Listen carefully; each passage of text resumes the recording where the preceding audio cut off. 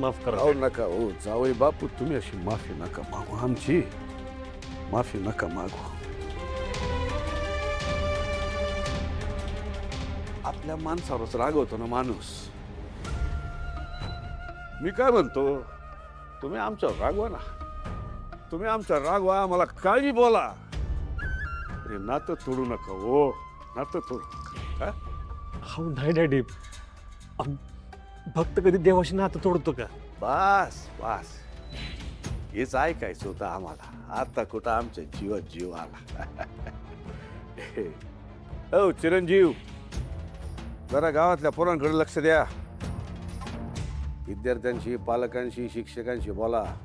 इथून पुढं गावातल्या कुठल्या बी पोरीला काय बी त्रास नाही झाला पाहिजे. आपल्या गावातल्या शाळांमध्ये चांगले संस्कार झाले पाहिजे, तर चांगला समाज घडेल ना. युवा नेतृत्वात तुम्ही तुमच्यावर जबाबदारी सोपवतोय आम्ही, नीट पार पाडा. पार पडली म्हणून समजा. हेच डॅडी मला परत बघायचं होतं. मला माझ्या देवाचं दर्शन झालं. जावई बापू, तुमच्या आमच्यावरच्या रुसण्यानं, रागावण्यानं आमच्यावर जणू संक्रांत आली होती हो, पण ती टळली. या या या या या.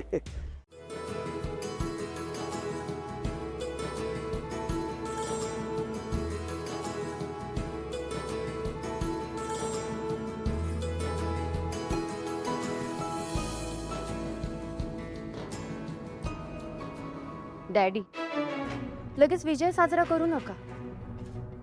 माझा वार करायचा बाकी आहे अजून.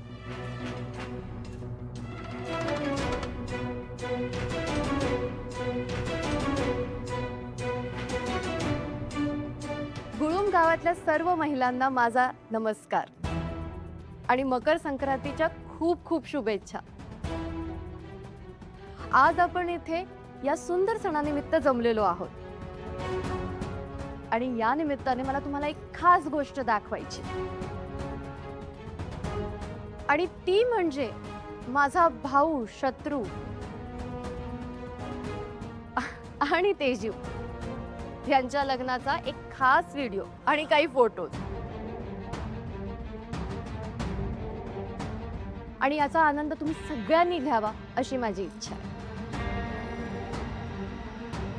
अगं बाई, मला तर माहितीच नव्हतं तेजू अक्काच्या लग्नाचा व्हिडिओ आहे ते. अगं मग वहिनीला सरप्राईज द्यायचं असेल आपल्याला, म्हणून नसेल सांगितलं. धनु दीदी, सरप्राईज सरप्राईजच असतं ते. बरोबर बोलली ग. हा मग मी का तुम्हाला एवढी डाव वाटले का? एवढं येतं मला. बरं, त्यासाठी मला स्क्रीन लागेल, तर मी पटकन सेटअप करून घेते. छत्री काका. समस्त महिलांनो, आमच्या आमंत्रणाचा मान ठेवून आज आमच्याकडे हळदी कुंकवाच्या कार्यक्रमासाठी आलात, त्याबद्दल आम्ही तुमचे आभारी आहोत. बाईच्या जातीला कुठं रोज चार भिंतीच्या पलीकडे जाता येतं, आपल्या मनाप्रमाणे जगता येतं.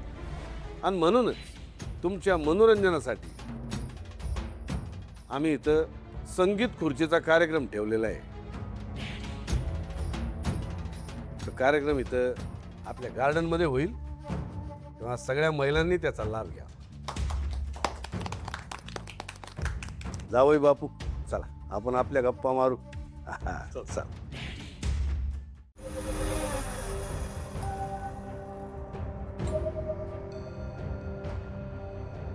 तेजू,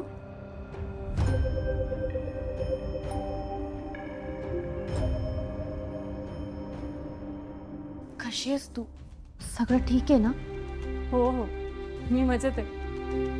अगदी राणीसारखं ठेवलं यांनी मला. अजून काय पाहिजे? Teju, I am sorry. वहिनी अगं यात सॉरी कशाला? संगीत खुर्ची म्हटल्यावर कुणीतरी जिंकणार, कुणीतरी हारणारच ना. तेजू, अगं मी त्यासाठी नाही सॉरी म्हणत आहे तुला. तुझ्या सुखाला कदाचित माझीच नजर लागणार आहे.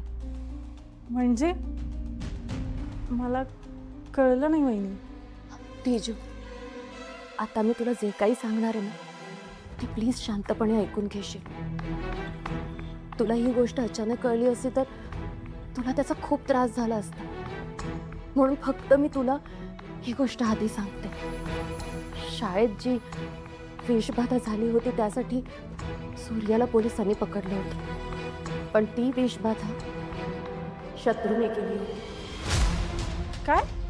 हो, यावर माझाही विश्वास बसत नव्हता की माझा भाऊ इतक्या खालच्या पातळीला जाईल. पण हे बघ,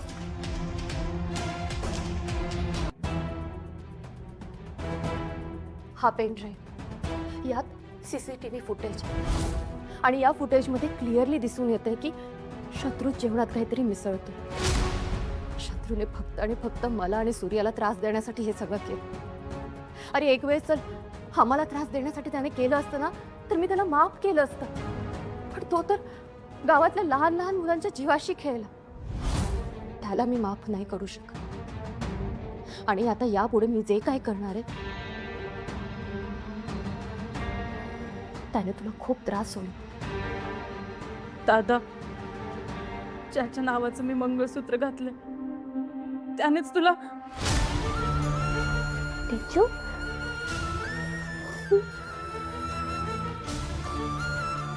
तेजू, तुला स्ट्रॉंग राहावं लागेल. यापुढे शत्रूने असं काही करू नये म्हणून त्याला शिक्षा तर झालीच पाहिजे. पण प्लीज तू मला चुकीचं समजू नकोस. पण या सगळ्याला तुला हिमतीने सामोरं जावं लागेल आणि मी तुझ्या सोबत आहे नेहमी.